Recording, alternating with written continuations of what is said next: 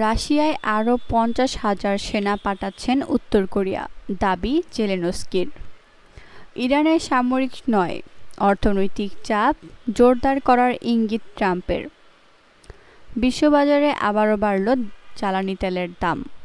ট্রাম্পের ১৫ দফা গাজা পরিকল্পনা প্রত্যাখ্যান করল ইসরায়েল। এতক্ষণ শুনছিলেন শিরোনাম, বিস্তারিত জানতে আমাদের সাথে থাকুন।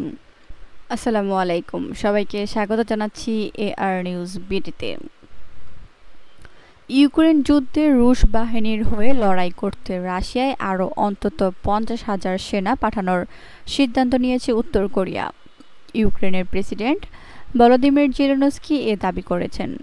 সামাজিক যোগাযোগ মাধ্যম এক্সে দেওয়া এক পোস্টে জেলেনস্কি বলেন, খুব শিগগিরই উত্তর কোরিয়া রাশিয়ায় কমপক্ষে ৫০,০০০ নতুন সেনা পাঠাবে।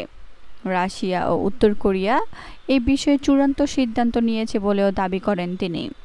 এসব সেনাকে রাশিয়ার বিভিন্ন অঞ্চলে মোতায়েন করা হবে বলে জানান জেলেনস্কি।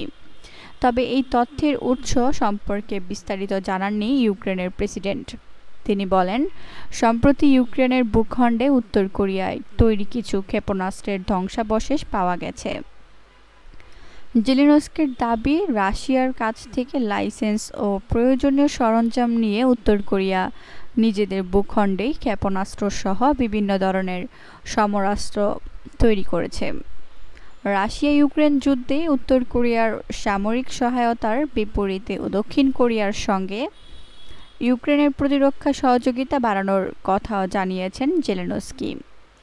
তিনি বলেন, আকাশ প্রতিরক্ষা ব্যবস্থার ক্ষেত্রে দক্ষিণ কোরিয়ার কাছ থেকে সহায়তা পাওয়ার বিষয়ে তারা কাজ করছেন।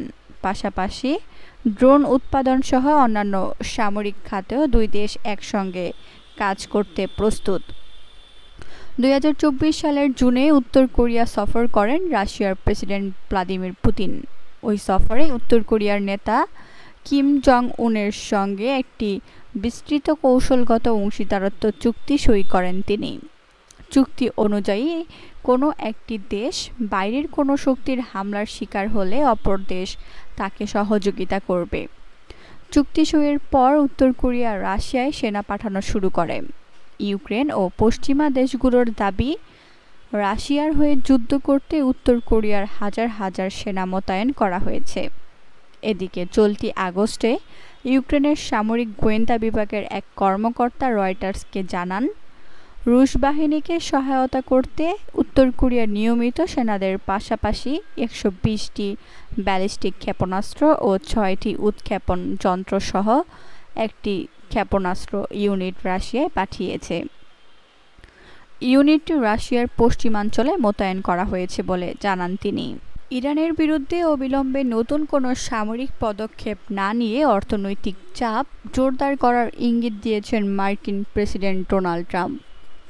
মার্কিন সংবাদ মাধ্যম এক্সিওসের সঙ্গে এক সংক্ষিপ্ত ফোনালাপে তিনি জানিয়েছেন, তারা পুরো বিষয়টি নিয়ে আপাতত কিছুটা ধীরে সুস্থে এগোচ্ছেন। গত ২৮ ফেব্রুয়ারি ইসরায়েলকে সঙ্গে নিয়ে যুদ্ধ শুরুর পর গত সপ্তাহেও ইরানকে কঠোর আক্রমণের হুমকি দিয়ে তা থেকে পিছিয়ে আসেন ট্রাম্প। এক্সিওস জানিয়েছে, হরমুজ প্রণালী খুলে দেওয়া সংক্রান্ত চুক্তি ঝুলিয়ে রাখায় ট্রাম্প কোনো অসন্তোষ প্রকাশ করেননি। গত জুনে দুই দেশের স্বাক্ষরিত সমঝোতা অনুযায়ী আগে মার্কিন অবরোধ তুলে নেওয়ার দাবি জানিয়ে আসছে ইরান। হরমুজ প্রণালী অবরুদ্ধ থাকায় বিশ্ব অর্থনীতিতে মন্দা এবং জ্বালানি তেলের দাম বৃদ্ধির কারণে নভেম্বরের মধ্যবর্তী নির্বাচনের আগে ট্রাম্প প্রশাসন চাপে রয়েছে। তবে ট্রাম্প মন্তব্য করেছেন, তারা ইরানের সঙ্গে আংশিক আলোচনা করছেন এবং দেশটির বিশাল মূল্যস্ফীতি ও অর্থকষ্টের বিষয়টি পর্যবেক্ষণ করছেন। আন্তর্জাতিক বাজারে তেলের দাম কমতে থাকায় মার্কিন ভোক্তারা যুদ্ধের প্রভাব কম অনুভব করছেন বলে দাবি করছেন ট্রাম্প। সমগ্র পরিস্থিতিতে দাবার চালের সঙ্গে তুলনা করে তিনি আশাবাদ ব্যক্ত করেন, শেষ পর্যন্ত সবকিছুরই একটি সমাধান বেরিয়ে আসবে। হরমুজ প্রণালী পুনরায় চালু হওয়া নিয়ে অনিশ্চয়তা দেখা দেওয়ায় সপ্তাহান্তে এশিয়ার বাজার খুলতে বিশ্ববাজারে অপরিশোধিত জ্বালানি তেলের দাম বেড়েছে। সোমবার আন্তর্জাতিক বার্তা সংস্থা রয়টার্সের এক প্রতিবেদনে নিশ্চিত করা হয়েছে, আন্তর্জাতিক বাজারে ব্রেন্ট ক্রুড এবং ইউএস ওয়েস্ট টেক্সাস ইন্টারমিডিয়েট উভয় ধরনের তেলের দামই ঊর্ধ্বমুখী। ব্রেন্ট ক্রুডের দর ব্যারেল প্রতি ৯১ সেন্ট বা ১.০৯% বেড়ে $৮৪.৪৬ পৌঁছেছে। অন্যদিকে মার্কিন ওয়েস্ট টেক্সাস ইন্টারমিডিয়েট ক্রুডের দাম ব্যারেল প্রতি ৬১ সেন্ট বা ০.৭৮% বৃদ্ধি পেয়ে $৭৮.৭৯ দাঁড়িয়েছে। এর আগে ইরান ও ওমানের চুক্তি স্বাক্ষরের আশায় হরমুজ প্রণালী খোলার সম্ভাবনা তৈরি হলে গত সপ্তাহে তেলের দাম ৭% বেশি কমেছিল। উল্লেখ্য, বিশ্বজুড়ে ব্যবহৃত মোট তেলের ১/৫ এই গুরুত্বপূর্ণ নৌপথ দিয়ে পরিবাহিত হয়ে থাকে। ইরান জানিয়েছে, ওমানের সঙ্গে চুক্তিটি চূড়ান্ত পর্যায়ে থাকলেও এটি কার্যকর করতে যুক্তরাষ্ট্রকে এখনও বেশ কিছু শর্ত পূরণ করতে হবে।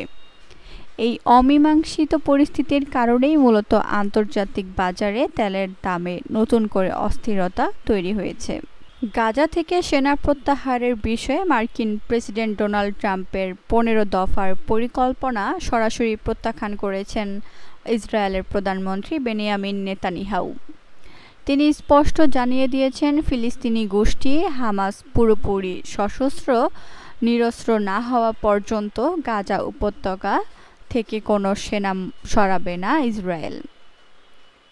রোববার এক মন্ত্রিসভা বৈঠকে নেতানিয়াহু জানান, ইসরায়েল এই ১৫ দফার নথি প্রত্যাখ্যান করছে এবং তাদের বাহিনী গাজায় যে কোনো হুমকি মোকাবিলা করা অব্যাহত রাখবে।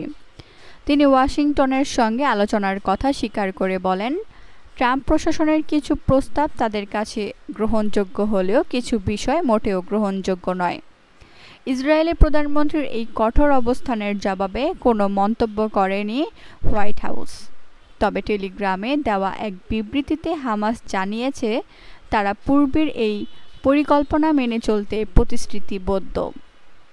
একই সঙ্গে সমঝোতার প্রক্রিয়া ভেস্তে যাতে না যায় সে বিষয়ে মধ্যস্থতাকারী ও গ্যারান্টার দেশগুলোকে পদক্ষেপ নেওয়ার আহ্বান জানিয়েছে গোষ্ঠীটি।